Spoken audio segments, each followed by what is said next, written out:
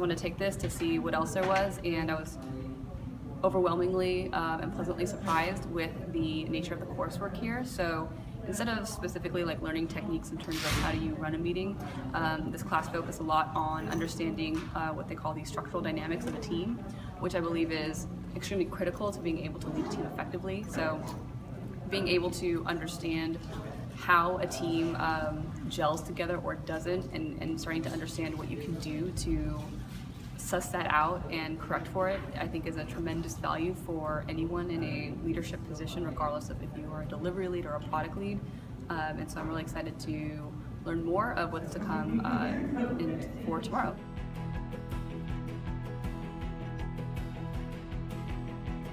My baseline profile identified me as a follow with open meaning. For the most part, the result felt on par with my self-assumptions, although I was very surprised to see follow be a dominant trait in comparison to the others.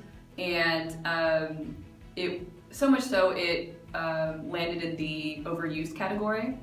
And so for myself, what I need to think about is how can I enhance my ability to bystand, because one of the trappings of follow is you could, +1 ideas, and as a neutral party in some aspects, I need to be able to, ground the discussion in what are our goals and making sure that the things that we are doing are aligned with those. And if there is too much following, there could be drift that in some cases could be bad or good, but if I am not being aware of that, then that is definitely, going to hinder the team.